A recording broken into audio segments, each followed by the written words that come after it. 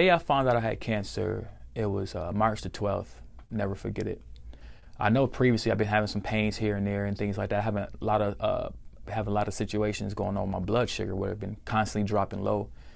And for years, I mean, for about 6 years or more, telling my doctor he never done anything about it, never said anything about it. Always just say, hey, it's pre-diabetes, you'll be fine. But I knew within myself it was something wrong. And I remember one day I was at church working, and I had a pain on my right side. I never felt before. I thought it was kind of weird. I was like, I never felt that pain before. And so I told my wife, I said, after church, I need you to take me to the emergency room. Something's not right. And they did tests on me, ultrasound, all that. And they thought it was my gallbladder at first, but it was like, and it's not his gallbladder. They kept checking the middle of my stomach really, really bad, like really intensely. I was like, what's going on? I hope it ain't nothing crazy. Then come to find out, she said, we found a mass on your pancreas the size of a lemon. And I was like, a lemon?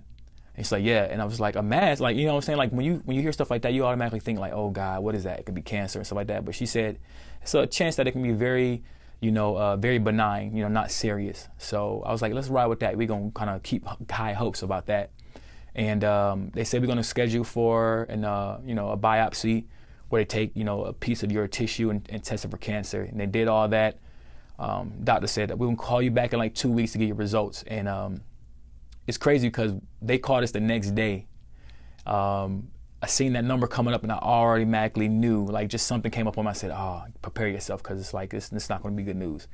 When he got on the phone, he said, Aaron, sorry to tell you, it was cancer. It did come back cancer as an endocrine tumor on your pancreas.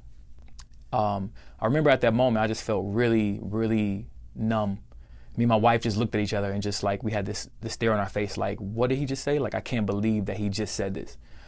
I remember just feeling like, man, like, this is it. This is how I'm gonna leave. This is how I'm gonna die. I remember thinking about my kids. I remember thinking about my family. I remember thinking about my wife. Like, man, this is crazy. Like, I never thought in a million years that I would have cancer. And he said, we're gonna schedule for surgery ASAP. So they scheduled me for surgery. April 20th is when I went in.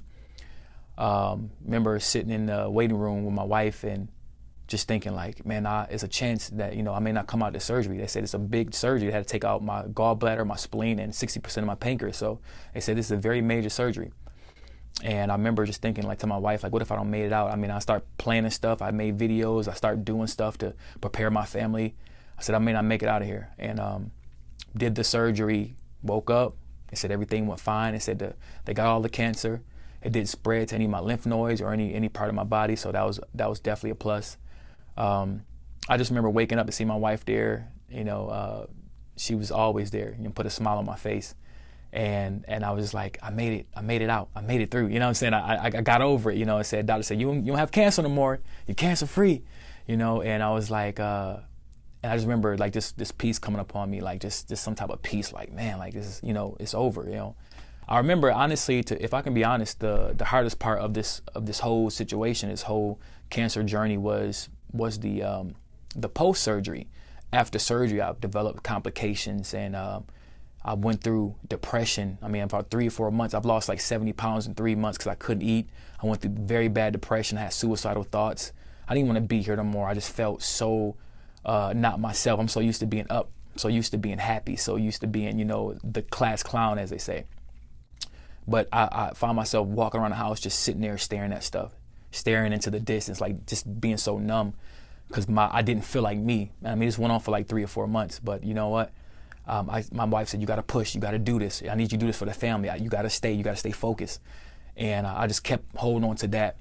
But my wife, she's been very, very, very, very instrumental in a big part of my whole cancer journey and me making it out. Aaron went through, this whole situation with cancer and things like that. I'm used to him like being up, making me laugh. His personality, he has a big personality. So I'm used to him like in great spirits all the time. And to see him like down and not really talking and to see him in a place like of depression and as far as his emotions, he was just numb to the whole thing. And it really took a toll on me. It really took a toll on me. I remember at one point in this journey, I told my wife, I said, something's good got to come out of this. I was 34 years old with cancer. Doctors couldn't even understand how I had cancer. Usually a lot of old people get it, more than like 60 or older. And I knew this was going to be my testimony. I said, this is going to be something that God's going to, use me to talk to other people and use me, to be a testimony for somebody else. And I remember telling my wife, hey, God's going to use me. I'm going to get out of this thing. I'm going to fight. I'm going to get out of it. And, the crazy thing about this whole thing is that when I went to my doctor's appointment after like a follow-up, like a month or two afterwards, the doctor brought me in and said, I don't even understand how your pancreas is working right now. We took more than 60% out. You're supposed to be a full-blown diabetic. You're supposed to take enzymes, medicines for the rest of your life. Every time you eat food and every time you eat snacks, you got to take medicine. He said, I don't understand. Most people are diabetics, but we took 60% of your pancreas out and you're not even a diabetic. He said, the doctor said, I don't understand. He said, I don't understand this. And I was thinking in my mind, I just remember thinking like, I do. I understand. It has nothing to do with y'all. It has everything to do with Jesus. Jesus healed me and I'm a miracle. He made me a miracle to be a testimony. And when the doctors can't describe, when the doctors don't understand what's going on, you already know. Jesus is the one. He healed me. I knew he was a miracle worker. I didn't believe that when I was going through it. I had stress and I couldn't believe it. But now that I can sit here and say, I made it out.